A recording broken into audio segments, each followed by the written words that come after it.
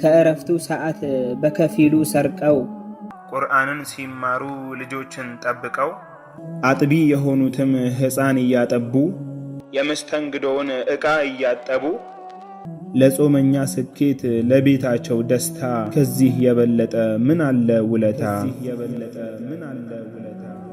ለአንድ አፍታ ልናመሰግናቸው የሚገቡ ታላላቅ ባለውለታ ሰዎች አሉን።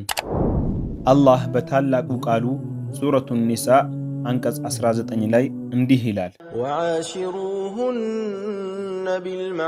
ቢልማዕሩፍ ፈኢን ከሪህቱሙሁነ ፈዐሳ አን ተክረሁ ሸይአን ወየጅዐለ አላሁ ፊህ ኸይረን ከሲራ።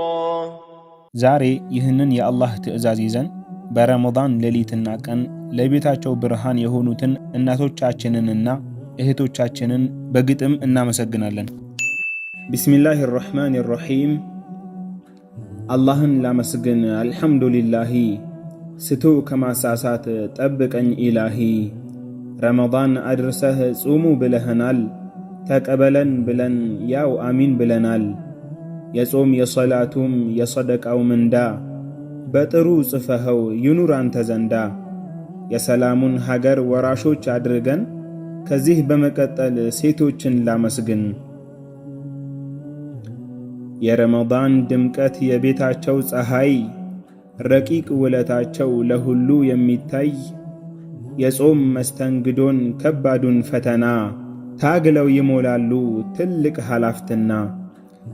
ለሁሉም እናቶች ሚስቶችም በሙሉ እህቶች ሴት ልጆች በሥራ የሚውሉ የኸይር ጀዛውን አላህ ይክፈላቸው፣ ከቅያማም ቅጣት ነፃ ይበላቸው።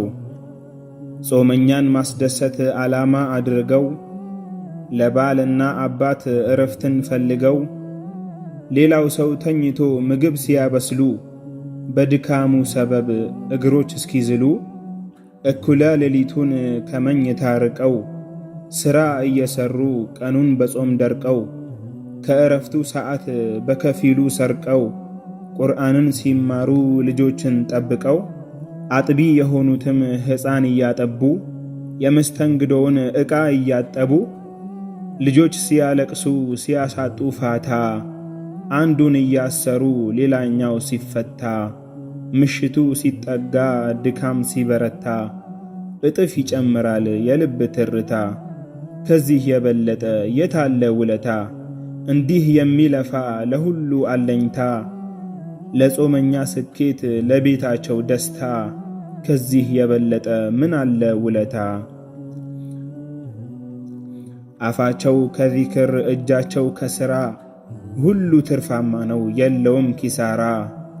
የልፋቱን ምንዳ አላህ ይሙላላቸው፣ ጀነተል ፊርደውስን አላህ ያድላቸው። እናንተ ወንዶች ሆይ አባትም ወንድሞች ልጆች አባወራ የቤት አውታሮችን ሴቶችን አደራ አላህ አክብሯቸው አደራ ብሎናል። ማገዝ ማዘንና ማክበር ይገባናል። የአርራህማን ውዳሴ የላቀ ሰላምታ በነቢዩ ይውረድ በሰዎች አይነታ በተከታዮችም እስከ ቅያም ለታ።